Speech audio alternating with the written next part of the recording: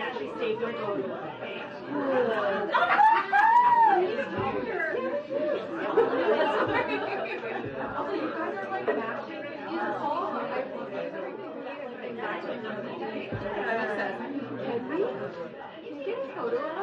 I've never been so many Asian women in the front row. That makes it even every day.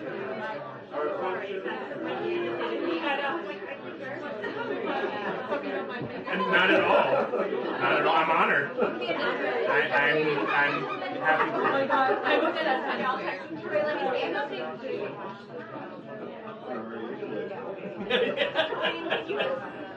You hold on a second. We need a So much excitement out here.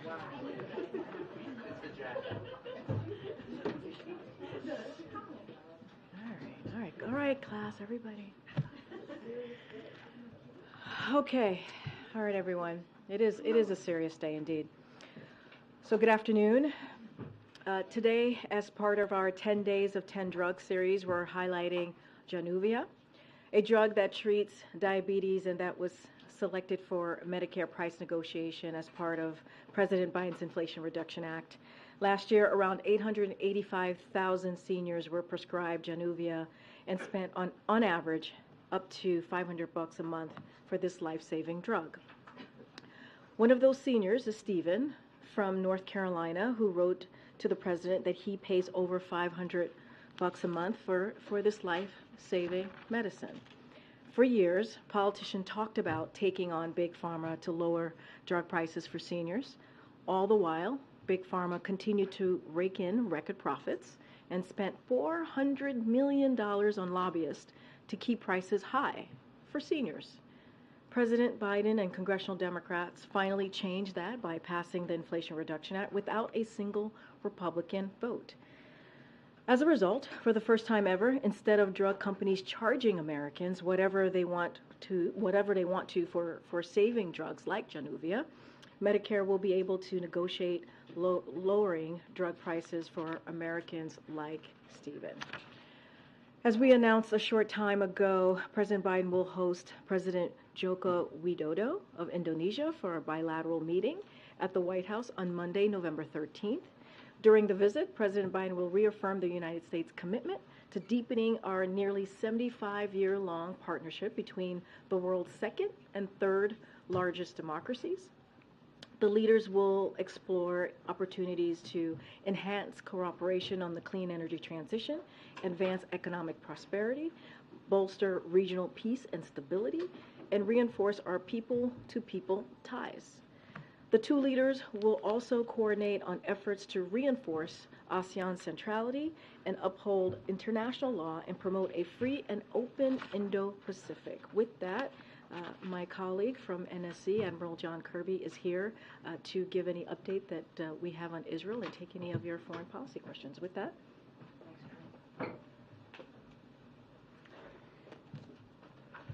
Afternoon, everybody.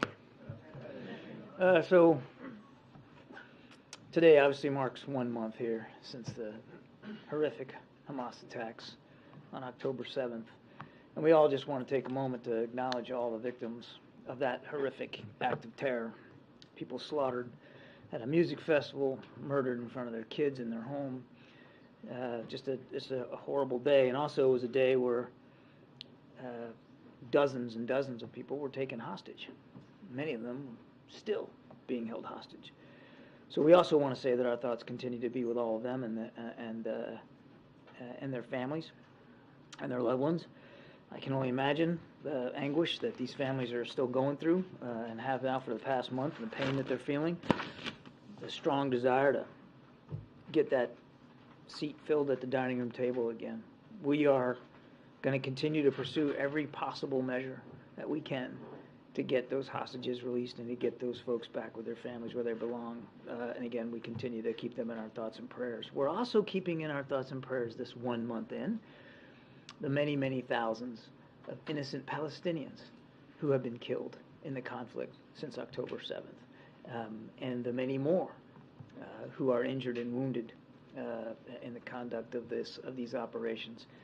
And quite frankly, the 1.5 million that have been displaced internally from their homes. We're mindful of that suffering as well. And 1 month in, it's good for everybody to take a knee, take a pause, and remember the scope of the suffering here and the terrible images that many of us have seen coming out of both Israel and Gaza. Now, on the humanitarian side, I can tell you that over the last 24 hours, 93 trucks were able to enter Gaza through the Rafah border. That was as of yesterday. That brings the total to 569 trucks since October 21st. And as we've said many times before, we know that's not enough. It's a trickle. I mean, as a matter of fact, before October 7th, that's about the number that was getting in every day. Now, it fluctuated a little bit, but it was several hundred, up to 500 a day. As you all saw yesterday, the President spoke with Prime Minister Netanyahu, and he certainly discussed the need to continue to try to accelerate and increase the amount of humanitarian assistance that's going in. He also talked about the importance of pauses in the fighting to allow for aid to get in, people to get out, and for hostages to be released. We'll keep that dialogue going, obviously, with the Prime Minister and his war cabinet. On the idea of people getting out, so we do expect more individuals to depart Gaza today via the Rafah crossing. To date, there's been over 400 U.S. citizens and their families who have been able to depart and have been seeking the assistance of our consular team at the embassy in Cairo. And in just the last 24 hours, about 96, so just under 100 U.S. citizens and family members were able to move across that border. And as I said, it's very fluid. We won't get the final count until the end of the day today because the day is still going on. But we do expect that there'll be more Americans to come out today. So keeping that Rafah crossing open for aid to enter and Americans and other foreign nationals to leave has been a major priority for the President, will remain so going forward. And as I said, we're going to be focused on getting folks out, getting aid in, and getting those hostages released. Thank you, Admiral. The UN Secretary General said Gaza is becoming a graveyard for children. He said the IDF is hitting civilians, hospitals, refugee camps, mosques, churches, and UN facilities, including shelters. So if a war zone is becoming a graveyard for children, can you still say that Israel is following the laws of war? What I'll tell you is that we continue to stress to our Israeli counterparts that they be as discriminate and careful in their targeting as possible. And it is sad to see. It's horrible to see the images of young kids being pulled out of rubble and so many of them not making it. Hamas is putting those children and their families in greater danger by not letting them go, by encouraging them to stay, by sheltering in their homes, building tunnels under their hospitals, and by holding children hostages. We know that there's a portion of the 240 plus that they're holding as hostages are kids. They're kids. And we've been trying mightily to get those children released. We've had no success so far.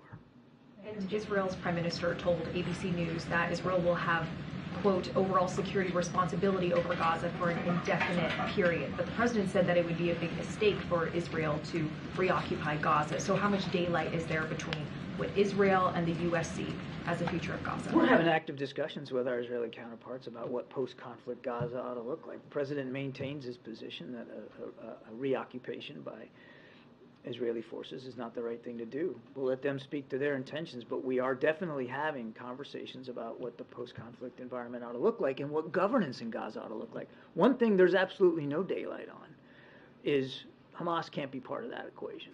You can't go back to October 6th. A senior U.S. official told us last week that the U.S.'s expectation is that in the coming days we should see a decrease in Israel's air campaign and more of a tactical ground offensive. Can you tell us a little bit more about what led to that assessment, and have you seen that in the past few days? I can't speak for what an anonymous official said about Israeli military operations. I'm not going to get into the habit of speaking of a tactical nature to their intentions, plans, or activities here from the podium. They have obviously gone in on the ground with the intention of putting pressure on Hamas leadership and to find, fix, and finish some of that leadership. I'll let them speak to those operations. And John, you said yesterday that you wouldn't want to overstate the efforts that Israel is making to limit civilian casualties.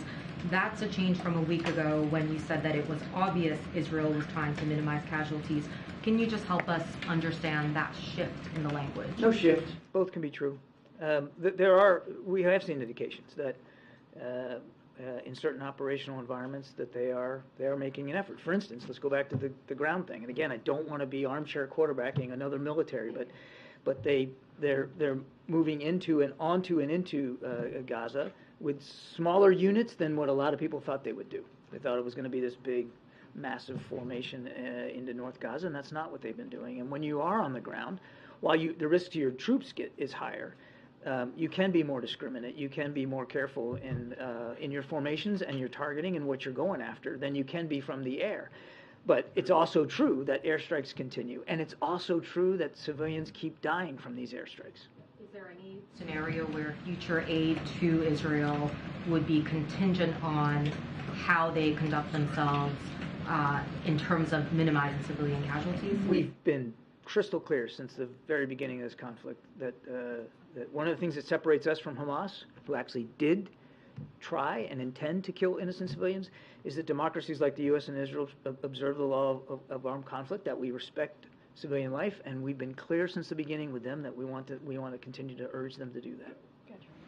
There's hundreds of USAID employees that have signed on to a letter disagreeing with U.S. policy towards Israel. There's some dissent cables floating around the State Department. Why are so many federal government employees at odds with the policies that you're talking about? Well, I think one of the great things about certainly working at the State Department and in other agencies is that multiple perspectives and multiple opinions are respected. And there's an avenue, like you said, the dissent channel. I can't speak for what is or what isn't in the dissent channel, but having worked at the State Department, I can tell you that that's a time-honored and traditional way for employees there at the State Department to voice their concerns, and I think that's a good thing. The President understands that there's strong emotions and feelings here, all around, all across the board. And here inside the administration and the federal government, that's certainly the case as well. And he appreciates the fact that people feel strongly and that there are multiple perspectives.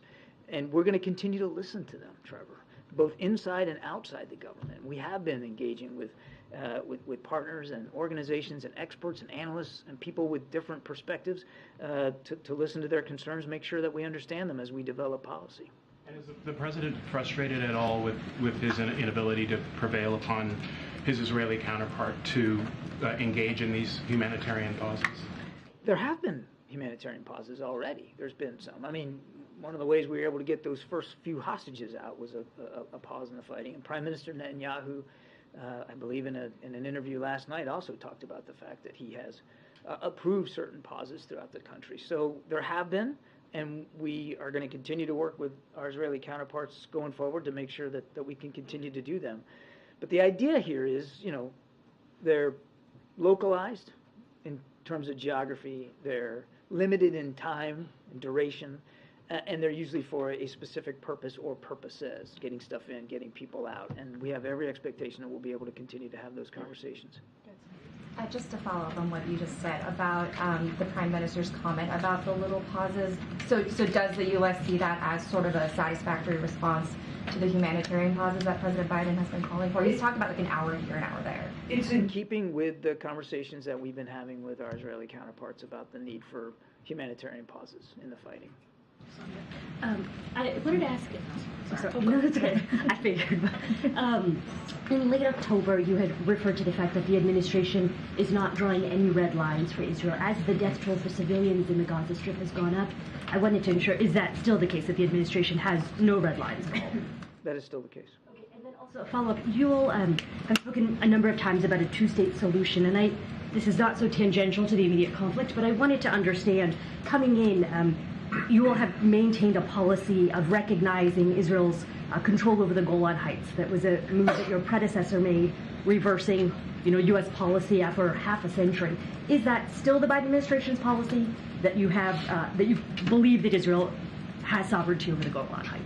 Let me get back to you on that specific policy question. I don't want to freelance it from here, but you said something at the beginning that talking about a two-state solution seems tangential to what's going on, and I would respectfully disagree. It's actually what's going on underscores how important it is that we continue to try to make progress towards a two-state solution. But I will get you a better answer on the Golan Heights. I'd rather not just spitball that. Thank you. I want to follow up on the previous question. I have another question. So why not embracing these dissident voices who calls for a balance between private and public message, and criticize Israel when actually it is in violation of international humanitarian law and the Geneva Convention? With due respect, John, some people think that you repeat what the Israeli army spokesman is saying. It's exactly what they're saying, you're repeating here. So how can you, why not these dissident voices, not just understanding them and we have a channel because we're a democracy, why not, what's wrong with them? What's wrong with standing here and say when Israel do something wrong, because you're the best friend, you have leverage on them, why not criticizing them? Your question presupposes that we've made some determination that the law of armed conflict has been violated, and I don't think, we're not at that point. You disagree with the UN? I would just tell you that we're not going to react in near real time to every event. Israel has a right and a responsibility to defend itself, and we're going to make sure they have the tools and capabilities to do that. Again, we're 1 month after this, and we ought not forget what happened 1 month ago. 1,400 people slaughtered in their homes at a music festival, and when Hamas decided to conduct operations, it was with the intent of killing people. You know, I heard this word genocide tossed around about it. Hamas actually does have genocidal intentions against the people of Israel. They'd like to see it wiped off the map. They said so on purpose. So that's what's at stake here, and we're going to keep making sure that Israel has that ability to do that. As for the voices, of course we respect all different voices and perspectives on this, and we know that there's a lot of there's a lot of high emotion here when it comes to what's going on. We have never shied away from criticizing our friends and partners when we believe it's warranted, and we'll continue to do that. We also believe that the best diplomacy, the best progress in diplomatic pursuits is to do it privately and outside the public eye, and we'll continue to do that as well. We'll continue to have those tough conversations with our good friend. Anybody forgot what happened on October 7th, but regardless, I'm not saying you did forget. I'm just saying it's all good for us. We should all be reminded of what happened, and it happened a month ago today. You talked about settlers' violence in the West Bank. The president spoke about it, but there's also violence by the Israeli army. There is many Palestinians being shot dead in the West Bank. It's 163 since October 7th. There's also massive arrests. There is 1,350 have been arrested under what the Israeli called an administrative detention, i.e. they can arrest a person without a trial. So is this something that concerns you? Is this something that you convey to the Israelis considering the situation in Gaza? Yes. Thank you. Thanks, John. I'm going to follow up on MJ's question because I didn't hear an answer about the potential suspension of aid. I know that you've repeatedly said that you've talked to the Israelis, that the U.S. talks to them every day about minimizing civilian casualties. But do those talks include laying out any consequences if they do not, including a suspension of aid? I'm not going to get into private diplomatic conversations that we're having with our Israeli counterparts. I will tell you this. We're going to continue to make sure that they have the tools and the capabilities that they need to defend themselves against what clearly was an existential threat to their society and to their people. We're going to continue to make sure they have what they need. We're also going to continue to urge them to be as careful and deliberate and discriminate in the targeting as possible. Right. Jake Sullivan, Feiner, you have all said that any time that the U.S. transfers weapons to another country, it requires assurances that those weapons will be used within the occurrence of law. So just to be very clear, the U.S. does not believe... That's different than what you're suggesting in your question, which is that we're going to layer on more restrictions on the security assistance that they're getting, and that's not what I'm alluding to, or we're not talking about that. The transfer of weapons that have already happened. Just to be clear, the U.S. has not determined that Israel has violated any of those boundaries. No. And one more point of clarification on what the Prime Minister said about playing a security role indefinitely in Gaza. Does the U.S. see a distinction between that and reoccupation, or is it one of the same? I'll let the Prime Minister speak to his comments and what he meant by indefinite President Biden's been very clear, we don't support a reoccupation of Gaza by the Israeli Defense Forces. We do think that there needs to be a healthy set of conversations about what post-conflict Gaza looks like and what governance looks like. What we absolutely agree with our Israeli counterparts on is what it can't look like, and it can't look like it looked on October 6th. Thank you, Karine. John, on the proxy attacks on U.S. troops, we're now up to 40 since October 17th, with 46 service members being injured or reporting traumatic brain injuries. Does the president think that the action that was taken a couple weeks ago to push back on this was enough? The president felt like those were two legitimate targets directly tied to the Iranian Revolutionary Guard Corps that supports these militia groups, and they were ammo, weapons facilities, certainly legitimate targets that we believe not only had a practical effect on limiting some of their capability, but sent a strong signal of how seriously we're going to look after our troops and facilities. If and when we decide to respond again in the future, we'll do it at a time and in a manner of our choosing. We will absolutely take the action that we need to take. The President, as Commander-in-Chief, will order that action to protect our troops and facilities as he sees fit. Has there been any additional warning from the President since the last time we responded that this needs to stop? Because clearly the attacks on our troops didn't stop. I will not get into the decision-making process or options before the Commander-in-Chief. I would just tell you that we will continue to take the action we believe is appropriate to protect our troops and our facilities. And then on the apparent disagreement between the U.S. and its ally, to some of the other questions that you've already gotten, it is notable that we're seeing the U.S. more readily acknowledge some space between what we're advising and what Israel is doing. Like, Israel appears to be resisting the humanitarian pauses still. The President, the administration has been calling that for a couple of weeks, saying that we don't support indefinite occupation. That was a State Department briefing today after Netanyahu said that Israeli forces could be there for an indefinite period of time. And even in the readout from the call with the Prime Minister, the White House readout used again the language of extremist settlers. This is somewhat notably different than the kinds of language we were hearing immediately after October 7th. So can you characterize the closeness of the relationship right now? It's extremely close. And we're, as was transmitted by the President in the call of Prime Minister Netanyahu yesterday, we remain solidly behind Israel as they continue to try to eliminate this threat to their people and to their sovereignty, and they're going to continue to get security assistance from the United States. There's no daylight there whatsoever. Now, look, we're friends, and friends don't have to agree on every single nuance and every single word.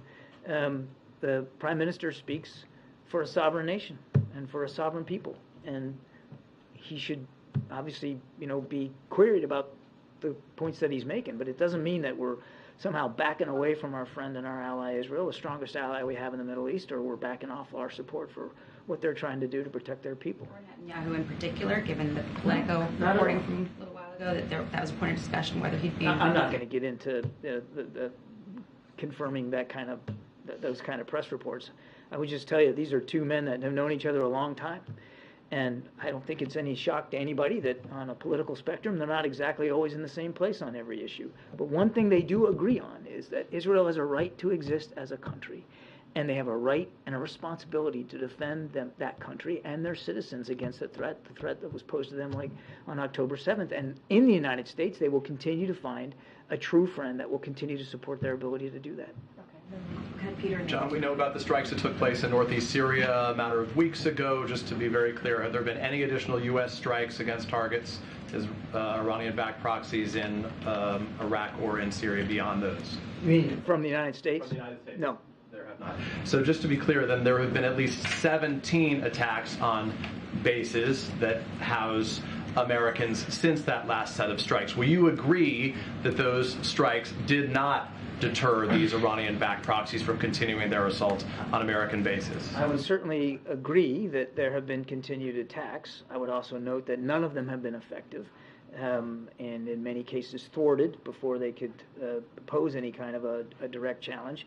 And that, again, Peter, we'll make the decisions on our own about how and if we're going to respond. To be clear, if you agree that there have been continued attacks, these 17, isn't that evidence alone? Do you agree that that's evidence alone that it has not deterred them from continuing? It's certainly evidence that some of these militia groups still believe that there's value in continuing to try to strike at our troops and facilities, and our message to them is, you need to be careful because we're going to do what we have to do to protect our troops and our facilities. Let me ask you about the situation in Gaza then, if I can, very quickly. In Ukraine, the U.S. put restrictions on how some U.S.-provided munitions could be used. There couldn't be any targeting in Russia, for example.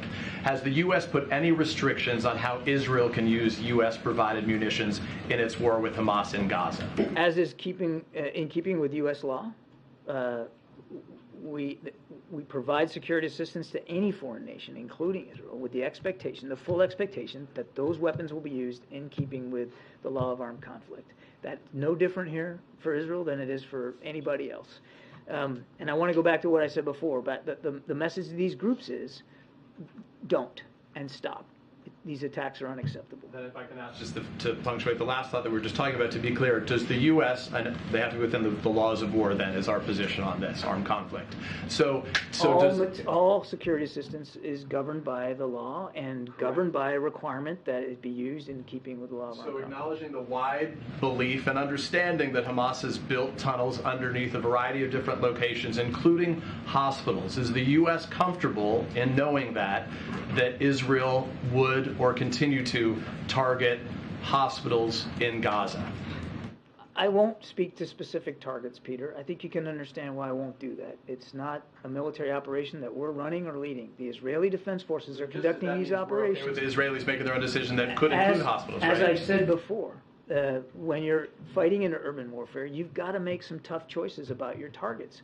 Something could be a completely legal target, but because the civilian casualty count is too high, maybe you don't do it. Maybe you make a policy decision not to do it. These are the kinds of tough decisions that Israeli commanders are going to have to make for themselves. We're going to keep urging them to be as discriminate and careful and cautious as possible. Thank you very much. I'm sorry, you said eight. John, going to the military installations that had these drone attacks, you talk about protections.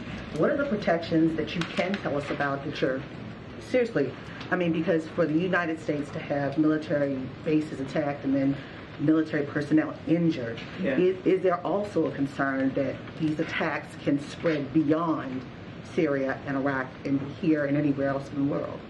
There's no indication right now that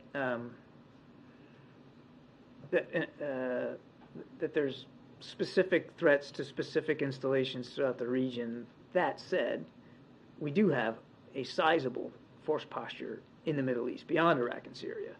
And in light of what's been going on the last month, of course, the Defense Department is taking a look at that posture and looking at force protection and making adjustments as necessary, depending on where you live in the region and what the threat level might be. So I won't speak for our commanders, and we never talk about force protection specifically, but we obviously make adjustments as needed. And then to your first question, again, without getting into too much tactical detail about how we attempt to thwart some of these attacks, there are capabilities that we have that permit us to eliminate threats further afield, further away from our bases, and we employ those as appropriate.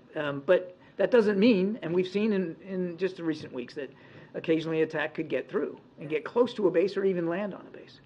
So that protection has to be stepped up because, as you just said, there's some that have gotten through, and this has happened over a 3-week period over and over. It's an iterative process, April. We're constantly looking at the threat streams and constantly trying to adjust force protection measures to deal with it the best we can. Obviously, in a perfect world, we wouldn't want any attacks on our troops and facilities.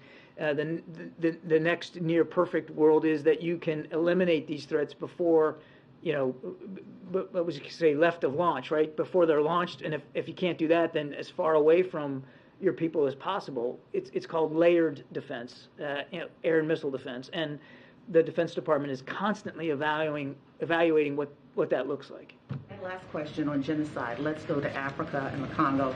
What is the White House doing, or national security or state doing about this genocide that's happening in the DRC? I'll tell you, I'm going to take your question because I don't have a lot of context for you on that today. I'll take the question and we'll get something back to you. But obviously, we're in close touch with African partners across the continent and mindful of a range of these kinds of security threats. And certainly, we don't want to see anybody subjected to genocidal intentions or actions by any group. But let me get back to you with more specifics. Anita.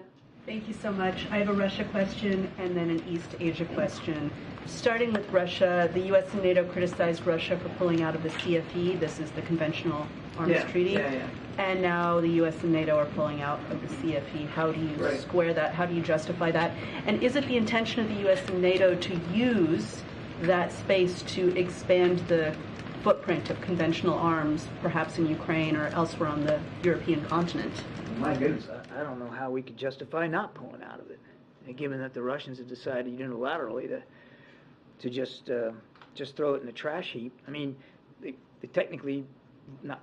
actually did violate it when they invaded Ukraine. So it's disappointing.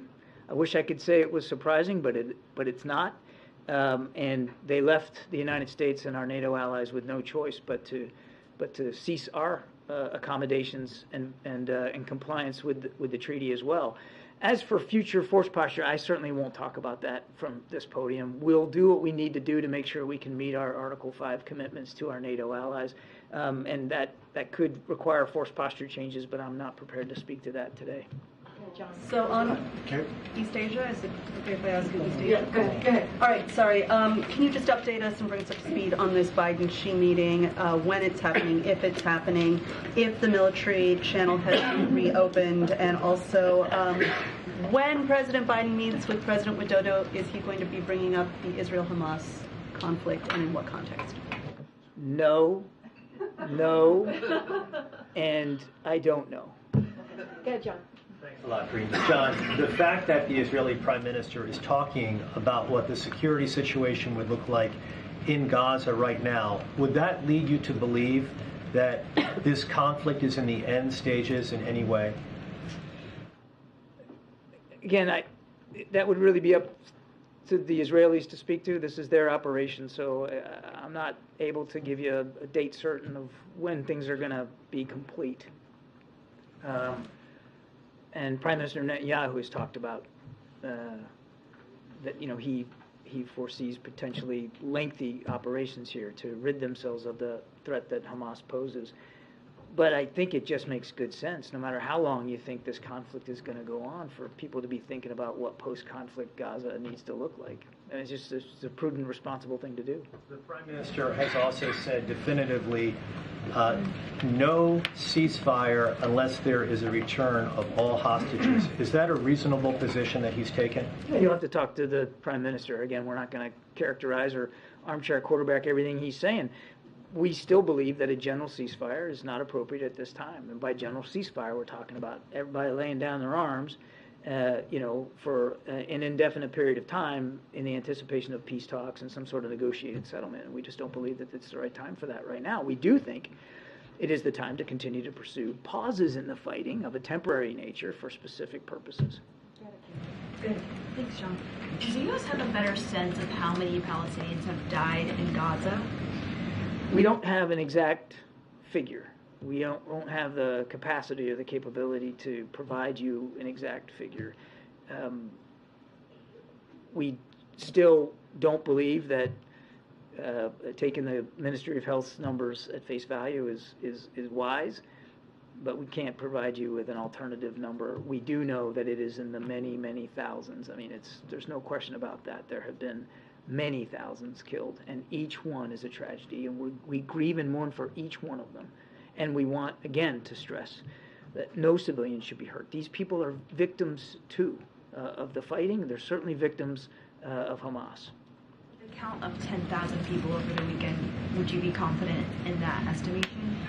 Again, I'm not going to get into providing some sort of independent verification of those numbers. We're not able to validate those numbers, but we are not walking away from the idea that many, many thousands of innocent people in Gaza, mostly Palestinians, have been killed, injured, displaced, 1.5 million displaced from their homes.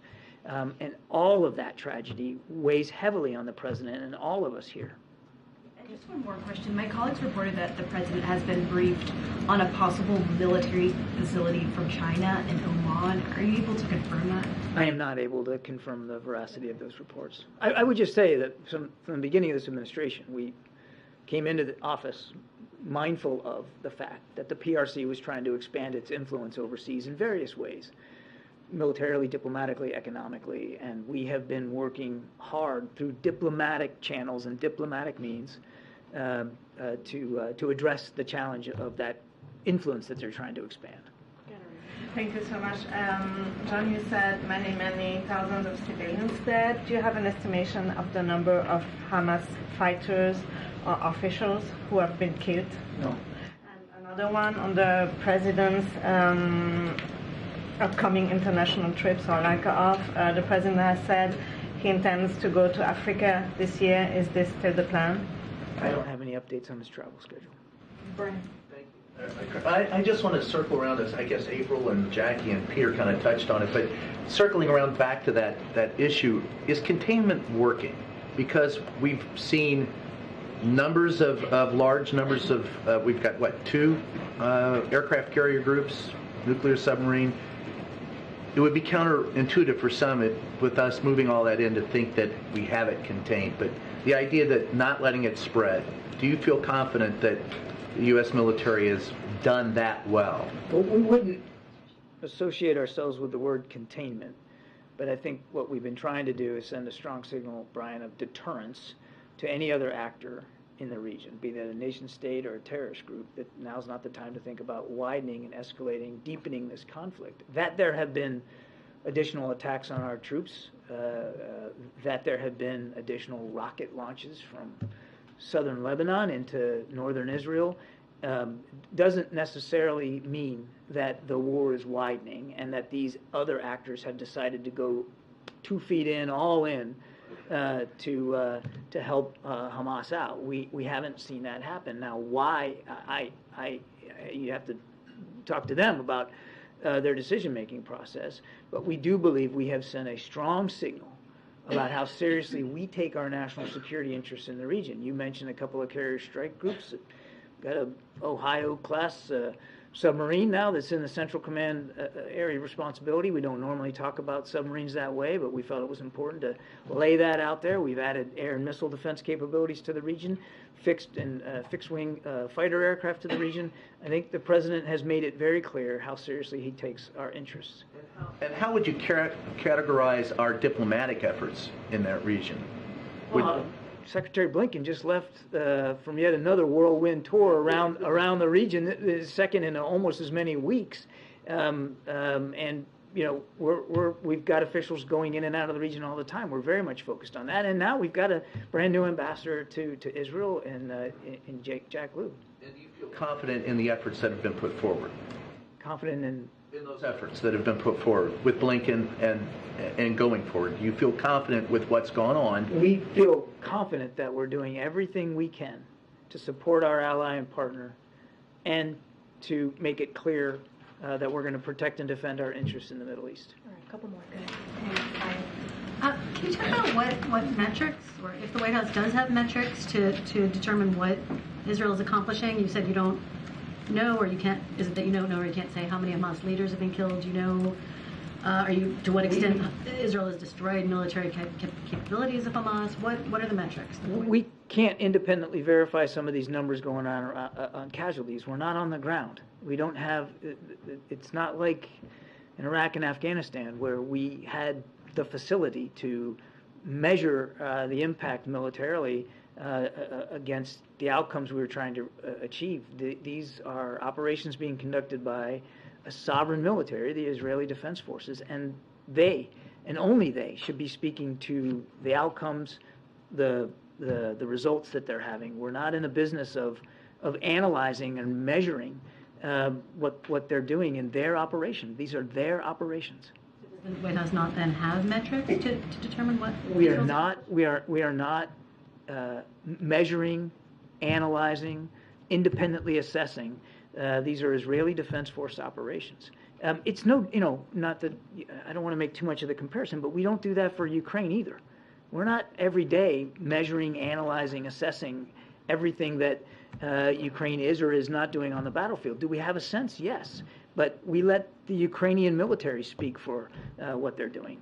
We don't make it a habit to speak for foreign militaries. Thank you. I just want to follow up on my colleague's question here. If the United States is not analyzing the sort of impact on the ground, how can you be confident that the laws of war are not being broken? When I say analyzing, I mean, it's not like we're creating a stack of PowerPoint slides every day on every operation that the Israelis are conducting. These are their operations. Now, we're in constant communication with them. And so the sense we get from how they're doing is from our communications with them. But we aren't, I couldn't, produce a set of sheets for you. Have been killed. We don't have, feel confident in the number of civilians that have been killed. We can't independently verify to a person how many have been killed. We know that many, many thousands have been. Then how in the world would you know? Or you're just sort of assuming that what the Israelis are We have ways of collecting information. We can talk to humanitarian aid organizations that are on the ground. Certainly we're talking to our Israeli counterparts. It's not like we don't have an idea, but we don't have a number that I would feel comfortable giving you from this podium with some exactitude. But of course we have an idea of what's going on, because now that more humanitarian aid is going in, we have the ability to talk to those aid organizations to get a sense of what they're seeing on the ground. Thank you, Karine. John, Amos Hochstein is in Lebanon today. Amos Hochstein is in Lebanon today, and he met with the former intel chief Abbas Ibrahim, who was invited in the White House in 2020 for mediation for the Americans detained in Syria. So, are you seeking a mediation from the Lebanese on the hostages? I don't have much more detail about Amos's agenda. He is in the region. He frequently travels to the region, and we certainly look forward to hearing from him. What he's learning from his discussions. I would just tell you on the hostages, we're working on this every day, if not by the hour, to get certainly the American hostages out, but also to help get released everybody who's being held hostage by Hamas. And that's something that the whole team is working on. And one second question to follow up on Brian's question. When yesterday the Israeli Prime Minister contradicted what Secretary Blinken said in the Hill. He said that you don't see Hamas ruling Gaza, you don't see Israel ruling Gaza. Also, we saw this public disagreement between Secretary Blinken and two Arab foreign ministers in a press conference in Jordan. We're seeing also the Iranian not deterred and keep attacking the U.S. too. What is the image? Does this concern you regarding the leverage of the United States in the region? People say things publicly that they don't always say privately. And I'll let foreign leaders speak for themselves in their countries. American leadership has been key here since attacks of October 7th. American leadership, President Biden's personal involvement, has led to this humanitarian aid getting in. Obviously not enough, but it wasn't happening before he personally got involved. It was President Biden's leadership and this team's work here at the National Security Council in the White House that helped get American hostages home, as well as those two Israeli citizens. And that is continuing to work to get our citizens out from Rafah crossing, hopefully more today. We have been at the center of trying to make sure people in Gaza are getting the aid they need and getting out those who need to get out and can get out, as well as making sure that Israel has the capabilities it needs to defend itself. Go ahead, Jake. Thank you, Karine, and thank you, Admiral. As we sit here, hundreds of rockets are raining down on Israeli cities, and I'm wondering if you would know, is this all from the original stockpile, or are rockets being smuggled in somehow? I couldn't answer that question. I don't have the information and the context to be able to answer that. You'll look into it, right? I'll look into it. On Rafah, you've said multiple times that family members of Americans will be able to get out. Could you kindly define family member, please? the State Department is probably a better place to go for whether there's a textbook definition for family members, but we do know that family members, spouses, children in particular, are able to get out. The State Department has been in contact with some people through congressional offices, and the understanding that my colleagues have from talking to those people who are trapped in Gaza is that family member definition is being used very narrow. For instance, parents of U.S. citizens only one parent may accompany a U.S. citizen if they're under 21. If they are not a minor, then the citizen's not a minor, then they can only go out with a spouse, not siblings, not parents. Why such a narrow definition of family?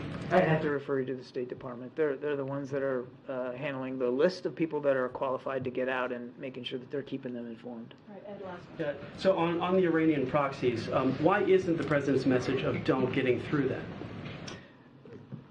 You'd have to talk to the proxies there. What I would tell you is that they continue to attack American troops and facilities at their own peril, and we will do what we need to do. The president will make decisions on his own terms and in his own way about better protecting those troops and facilities.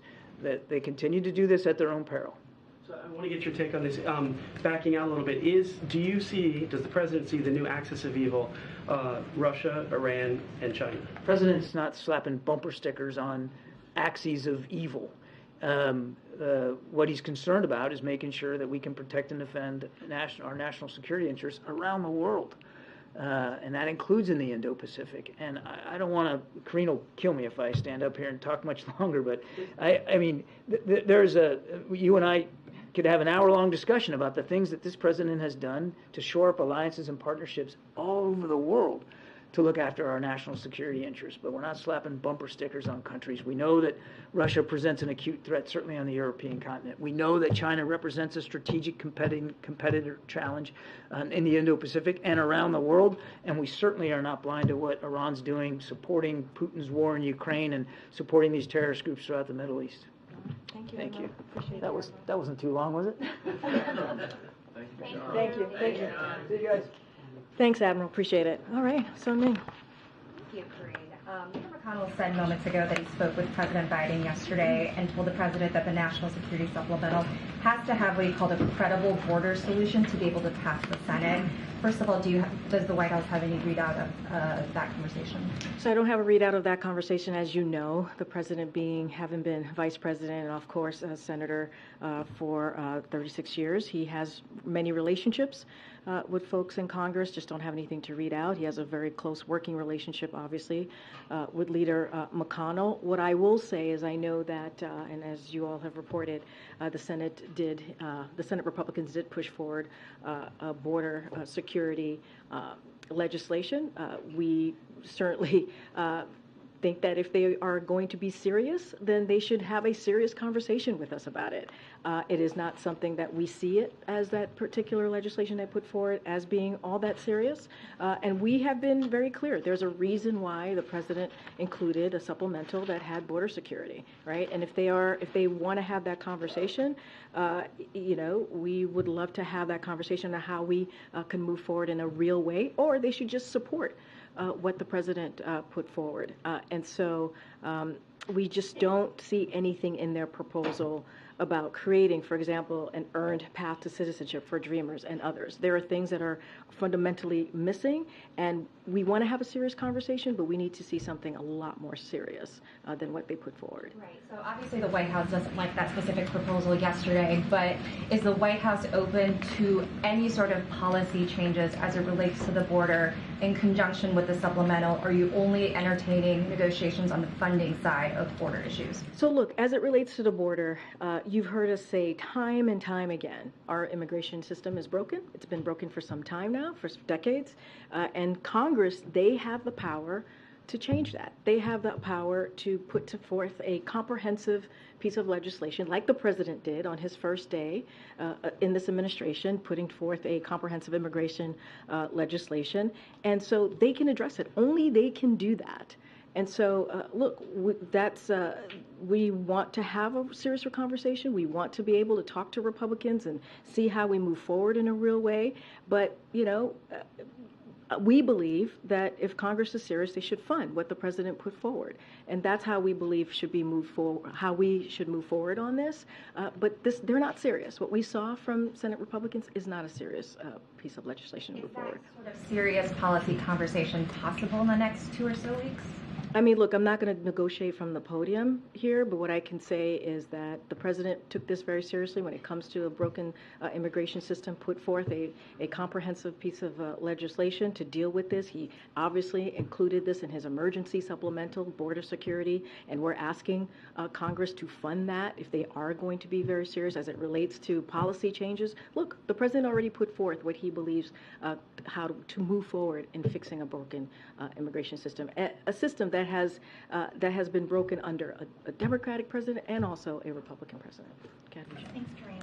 Has President Biden seen the polls from CBS News and New York Times that were out this weekend that show he's ruling the former president if they were to go against each other in 2024? So first, let me just be clear. I'm not going to speak to anything related to 2024. And I also want to be very clear here. Like, we have to really take these polls with a grain of salt. As we should really be very mindful here. And one of the reasons why is just a year ago, right, back in 2022, there was the red wave that never materialized, right? And then back in October of 22, there were multiple stories about how there was going to be a red wave, Democrats were going to be wiped out, and, we're not talking about that, what we were seeing back in October of 2022. Look, and I'll take it even further. In 2011, this time in 2011, we saw Senator Romney. We saw polls of Senator Romney beating President Obama, and that's where those polls were. And so, look, our focus obviously is going to be doing what the president was elected to do, which is focusing on delivering for the American people. And there's going to be a lot of polls out there. Until the next couple of months, there's going to be a lot of dozens and dozens of polls. It's not my job or my job from here to analyze these polls. Obviously, there are going to be folks on TV who are going to be doing that.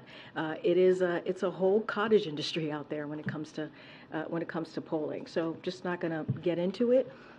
Obviously, we see the reporting just like you all obviously are either reporting it or see the reporting yourselves. So President Biden has seen them.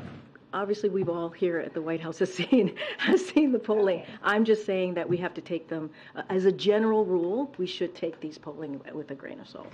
Thank you. And one more on the poet from Canada, Rupi Kaur. She recently posted that she has rejected the White House's invitation to the Diwali celebration, adding that she was surprised that the administration finds it acceptable to celebrate Diwali when their support of the current atrocities against Palestinians represent the exact opposite of what this holiday means to many of us. Do you have a response to her? So I did not see that reporting, I can't really comment to it directly. What I can say is the president's been very, very clear on the conflict that we're obviously currently seeing in Israel and Hamas in the Middle East, and I'm just going to stick there, and everybody has their own opinion. We respect folks' opinion. That is her opinion, but the president has been very, very clear. And just like the Admiral said at the beginning of the briefing, how when 1 month ago, what we saw, what all of you reported, and the atrocities that we saw on that day, and 1,400 souls were slaughtered. And so the president has been very clear. I just don't have anything else to add. Thanks, Karine. Karine, can I ask you, there's been on social media and frankly on news broadcasts a lot of videos of individuals who have been tearing down signs, many of these taking place in New York City, of Israelis presently being held hostage in Gaza. There have been some tense confrontations that have taken place there. Is the White House's view that these actions should be condemned, the pulling down of them, or that that's a form of peaceful protest? Look, I've sort of kind of seen the reporting here and there. I think it was from last week, There's right? been like 30 million videos that have gone around. No, I know, I hear you. I hear you. I'm just not going to not going to. I'm not going. Is that peaceful protest to pull that down, or should you not be doing I'm just that? not going to go into specifics on that particular thing. What I can say, there are real violent protests and threats that are happening right now, and senior administration officials are aware of these reports, which are deeply concerning, and that is something that we're focused on. Right? So to be clear, it's deeply concerning that people would be pulling these things down? I'm just saying, as it relates to a lot of reporting out there about violent protests and threats. And so I can speak to that. I can speak to how FBI is tracking an increased volume. I can speak to the frequency of threats that we're seeing to the Jewish community, to the Arab American community, to the Muslim communities in the United States since October 7th. That is something that I can speak to. And obviously DOJ and FBI are working with local law enforcement on those threats. And of course, that is deeply concerning to us. And so that is what we're going to work on, focusing on that. I'd be grateful if you take the question just to see if there is a position the White House has on that just for going forward, because it's created a lot of divide in this country right now. I'm happy to. As it was appropriate. Then if I can follow quickly on a different form of protest, vandalism that we saw take place outside the White House. Is the president concerned, is the White House concerned that these protesters, in this case vandals, could get so close to the White House that they could vandalize it, that they could get their hands on the gates outside of the White House? I would have to refer you to the Secret Service on that and the Park Police for questions about the way the protest was handled. Is the president comfortable with the way it was handled? I would have to tell you to refer you to the Secret Service. That is their focus, that is their job, and so I would refer you there. Does the president think it's appropriate for people to put red bloodstained hands on the outside of the White House? Obviously not. Obviously not. Does the president plan to attend the UN Climate Summit this year? I don't have anything on his schedules to read out to you today on that. Is the president at all concerned that, having set a precedent and gone to the last two UN climate summits, that if he doesn't attend this year, it will send a signal? I don't have anything to share, so I can't answer that question. We don't have anything to share about the president's schedule for the rest of the year as it relates to any foreign travel. Go ahead, Karine, a potential government shutdown is now 10 days away. It seems like we're hearing far less from the White House this time around just about how potentially painful that could be for the economy, for the country, if there were to be a shutdown than the last time around when we were this close to the deadline. Is there just more optimism this time around that can be averted? I would say, MJ, there's just a lot going on, as you know, in the past month, right? As we had my NSC colleague here take about 45 minutes of questions on what's been happening this past month. So there's been a lot going on, right? The president has to do multiple things at once, and that's what he's doing. As it relates to a potential shutdown, the CR, look, House Republicans have work to do, right? It is their jobs, and they have to stick to their promise and honor their word to avoid a shutdown. Period. It is their job to avoid that. We cannot be dealing with political games or brinksmanship. Obviously, all of the concerns that we had leading up to the last potential shutdown still is a concern of ours, right? There are programs, vital programs, that Americans need, and they should be able to. We should be able to continue providing those programs. It would be not beneficial to our economy, obviously, if this were to occur. It would hurt our economy. It would hurt our national security, and if a shutdown occurs, and it would have extreme cuts to law enforcement as well, public health and education. All of the things that we've talked about that still exist.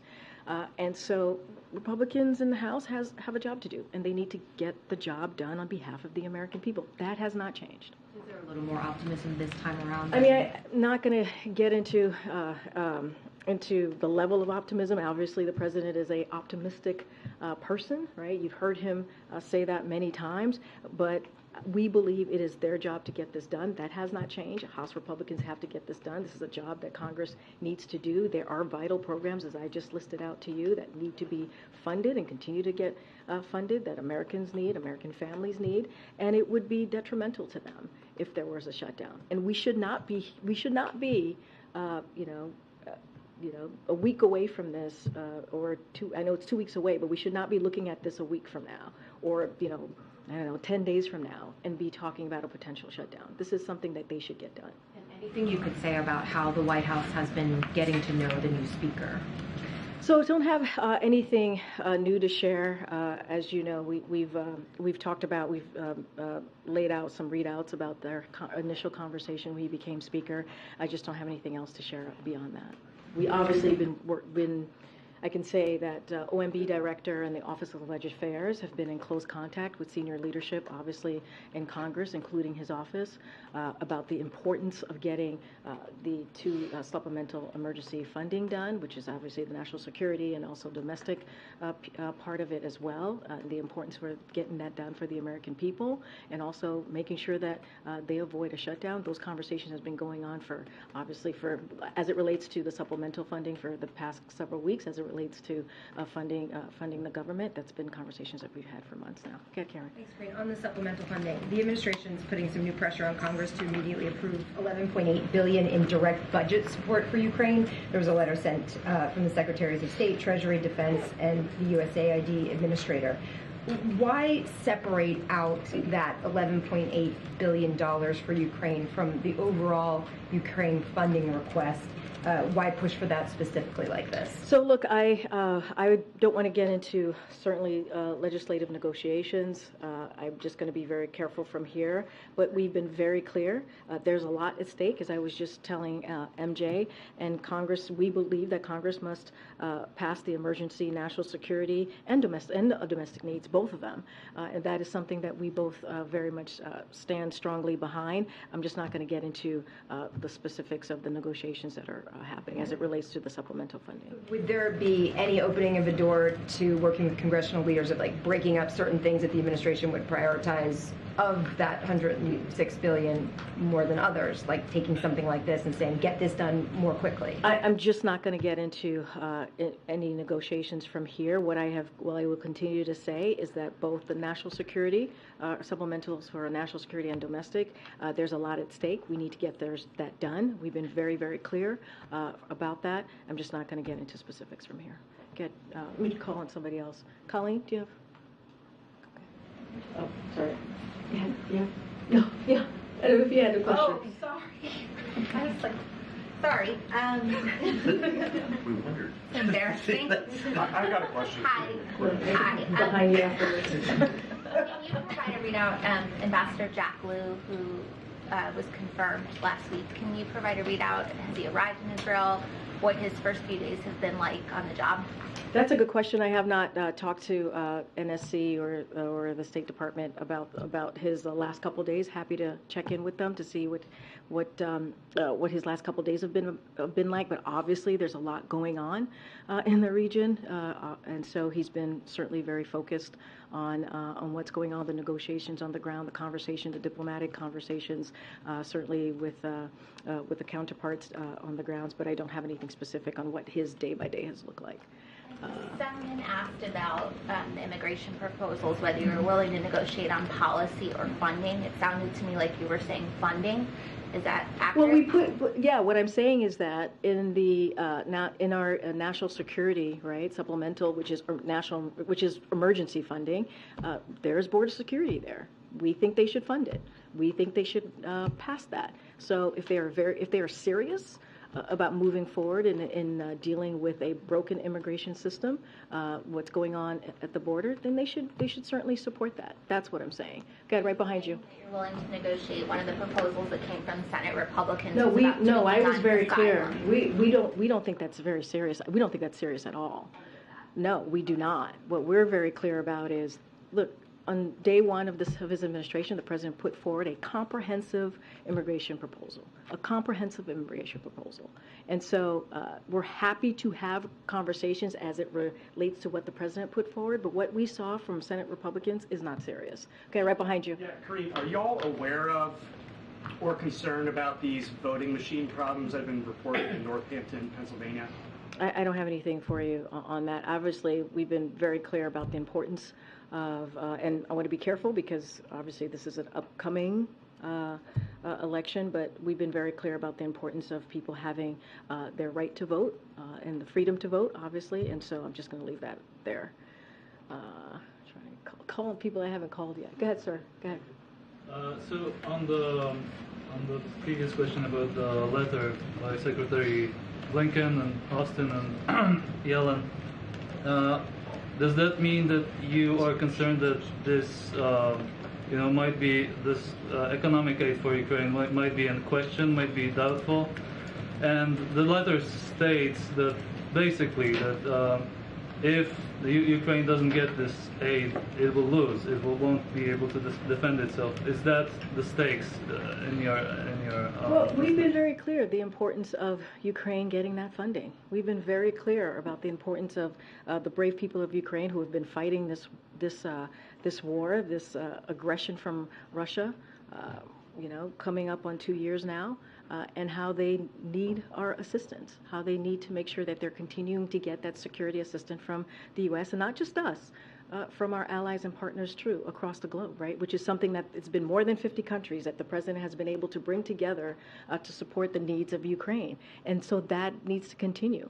This is about fighting for their democracy. So we have seen bipartisan support, right? Bipartisan support for that funding, not just for Ukraine, but also the funding for Israel. And so we've seen, just last week, I called out a couple of quotes from Republicans in both the House and the Senate who have said that they believe in supporting in a bipartisan way and getting that national security supplemental done, especially obviously for Ukraine and Israel. And so, look, that's what we believe. That's what we want to see. We think it is important for Ukraine to continue to get that funding. But do you feel it's threatened this particular piece, the economic? Well, what I will say is there's bipartisan support for it. That's what I would say. And I think that's an important piece, right? That is an important piece that we've heard from senators, Republican senators. We've heard from House Republicans saying that they are behind this additional request that we've made. And so there's bipartisan support. So I think that's important to note too. Okay, go ahead. I haven't called on you. Go ahead. Can you give us any preview about what's on tap for tomorrow? I don't have any preview for you at this time, but certainly we will have more to share later today. All right, thanks everybody. See you tomorrow.